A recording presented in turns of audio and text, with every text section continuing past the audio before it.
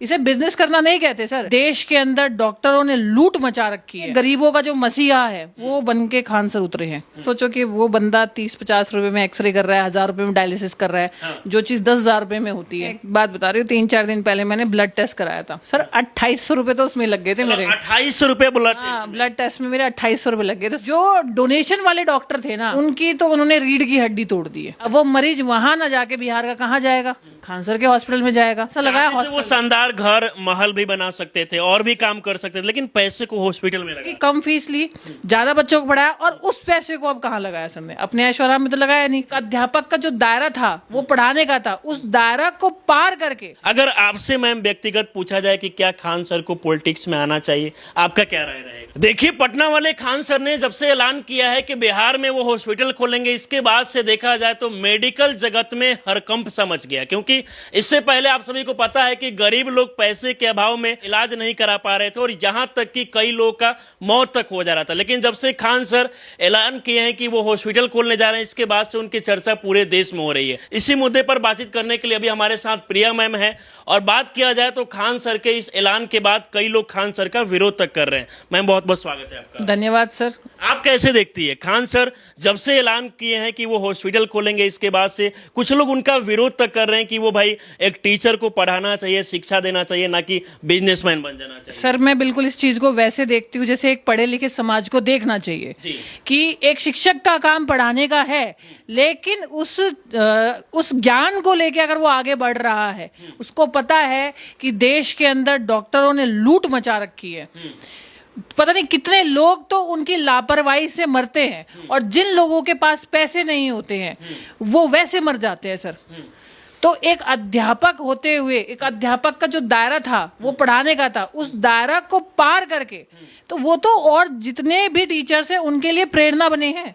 इसे बिजनेस करना नहीं कहते सर, वो तो प्रेरणा बने हैं। कल को हो सकता है हम जैसा कोई भी अध्यापक, जब उसके पास इतनी क्षमता हो कि वो खान सर की तरह काम कर पाए, तो उसको तो हिम्मत मिलेगी ना सर करने की। और इसके बाद देखा यह भी जा रहा है कि मैं मेडिकल जगत में भी बवाल मचा हुआ है कि भाई इससे पहले देखा जा रहा था कि गरीब लोग कम पैसा लेके जाते हैं तो इलाज नहीं करा पाते हैं, इलाज बेड नहीं मिलता, ऑक्सीजन नहीं मिलता, अस्पताल में बहुत सारा दिक्कत होता है। सर देखो, सबसे ज्यादा प्रॉब्लम होने वाली है जो डोनेशन वाले डॉक्टर हैं जी, क्योंकि डोनेशन वाले जो डॉक्टर है वो पैसा किससे वसूल करते हैं? मरीजों से। अब वो मरीज वहां ना जाके बिहार का कहाँ जाएगा? कोई कितना भी दूर हो, 200 किलोमीटर 300 किलोमीटर, वो कहाँ जाएगा? खान सर के हॉस्पिटल में जाएगा। तो जो डोनेशन की फीस है वो निकलेगी कैसे? अब सबसे बड़ी समस्या तो डॉक्टर के काउंसिल, जो डॉक्टर काउंसिल है उसमें होने वाली है। टीचर्स को, आम आदमी को, नेताओं को तो बाद में होगी, जो डॉक्टर का काउंसिल है। पहले देखा ये भी गया कि सर मैम बात किया जाए तो यूपीएससी और बीपीएससी का फी भी काफी ज्यादा था। गरीब बच्चे जो है पैसे के अभाव में वो पढ़ाई नहीं कर पा रहे थे, लेकिन खान सर सबसे पहले यूपीएससी का फी कम किए, बीपीएससी का किए, शिक्षा मतलब काफी सस्ता कर दिए कि हर गरीब से गरीब घर का बच्चा जो है वो पढ़ाई कर पाएगा। अब मेडिकल इंडस्ट्री में भी ऐसा देखने को मिल रहा है। सर ये तो होना ही था, एक ना एक दिन खान सर नहीं करते तो कोई और करता, ये तो होना ही था। खान सर ने किया, एक अध्यापक ने किया। एक अध्यापक ने जो कमाया, जो रिसोर्सेज कमाए, जो चीजें कमाई, जो नाम कमाया, जो प्यार कमाया, और बच्चों को पढ़ा के कम फीस ली, ज्यादा बच्चों को पढ़ाया। अब उन पे नाम लग रहा था कम फीस ले रहे हैं, तो क्या हुआ? बच्चों को भी तो बहुत ज्यादा पढ़ा रहे हैं, पैसा तो वो भी कमा रहे हैं।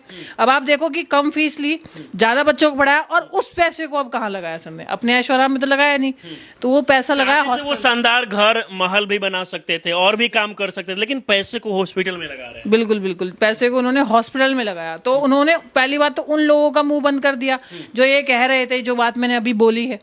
और दूसरी बात ये हो गई है कि जो डोनेशन वाले डॉक्टर थे ना, उनकी तो उन्होंने रीढ़ की हड्डी तोड़ दी है। अच्छा, अब कोशिश शायद उनके हॉस्पिटल के द्वारा, उनके डॉक्टर्स के द्वारा ये रहेगी कि भाई लोगों की मौत ना हो। और एक मैंने इंटरव्यू भी देखा था, उसमें एक आदमी हाथ जोड़ के रिक्वेस्ट कर रहा था कि ये मेरी बात खान सर तक जानी चाहिए, पता नहीं वो पहुंची होगी नहीं, कि डिलीवरी के टाइम पे जो औरतें मरती है, एक बड़ा मांग है, ये बहुत बड़ा मांग है कि डिलीवरी के टाइम पे जो औरतें मरती है, सही से उन्हें जो इलाज नहीं मिलता जी, वो सही से इलाज मिलना चाहिए।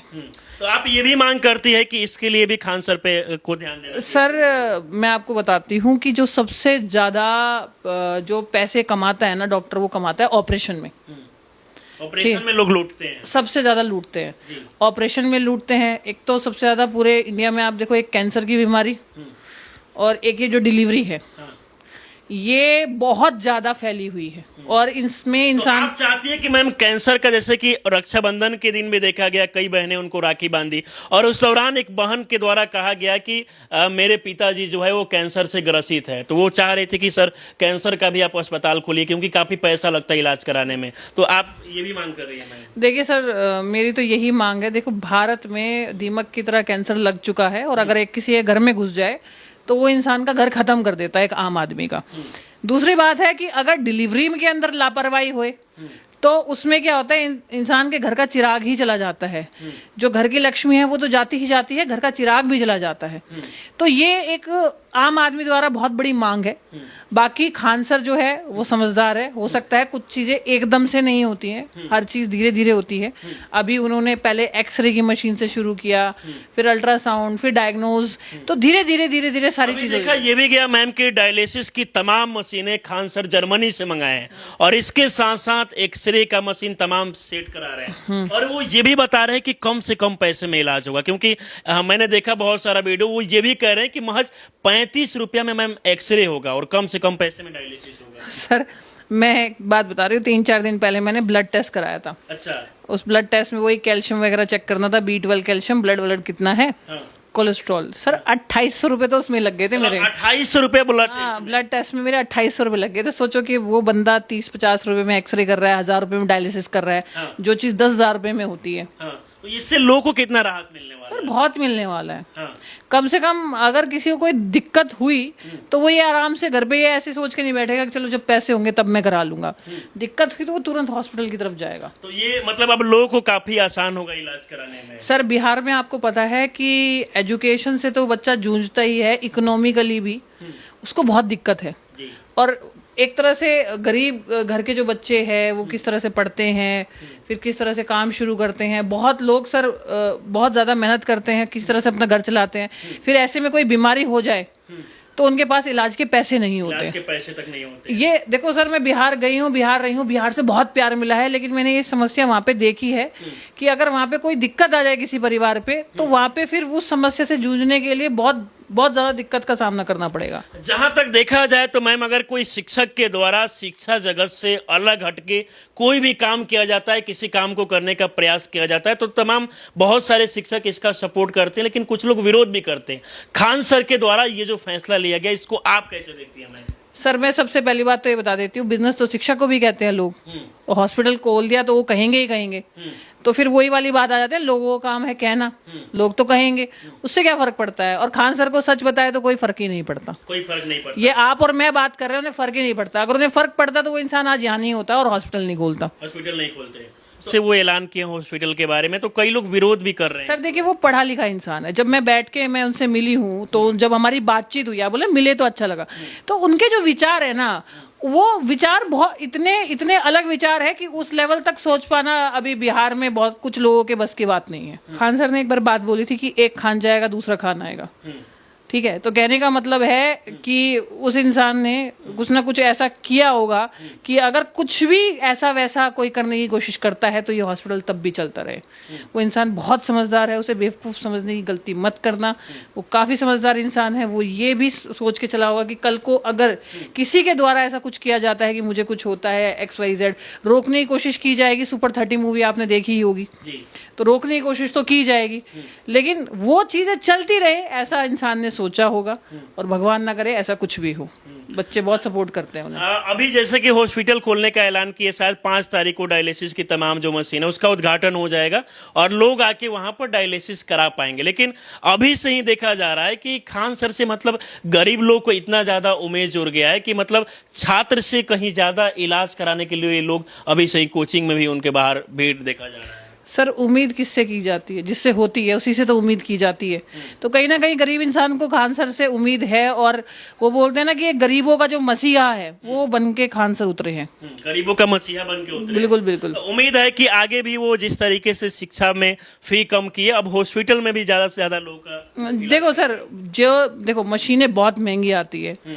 अब ऐसा तो नहीं है कि वो हर चीज की जो कीमत है वो 50 रुपए 30 रुपए रखेंगे, लेकिन हाँ इतना जोर रखेंगे कि आम आदमी के दिल पे एकदम जोर ना पड़े कि हमारे यहाँ बोला जाता है कि डॉक्टर नहीं है भाई, ये तो डकैत है ना। तो जो डॉक्टर भगवान दिखे उन्हें डकैत ना दिखे, तो ऐसा वो शायद करेंगे। आजकल के समय में मैम ये भी देखा जाता है कि 20 रुपए में पानी का बोतल मिलता है, गाड़ी का अगर पार्किंग भी कहीं करना है तो 50-100 रुपये चार्ज लग जाता है, लेकिन इतना से इतना कम फी है मतलब इलाज कराने का। क्या आप चाहती है कि इससे भी कम होना चाहिए कि थोड़ा और ज्यादा रखना चाहिए? नहीं सर, मैं मतलब पहली बात तो मैं कहने वाली कौन होती हूँ, ठीक है, लेकिन मैं कहने वाली कौन होती हूँ, लेकिन मैं उम्मीद रख सकती हूँ कि खान सर कम से कम रखें। और एक बार जब हम बिहार जाएंगे तो एक बार हम भी चेक करने की कोशिश करेंगे कि मशीनें सही से चल रही है कि नहीं चल रही है।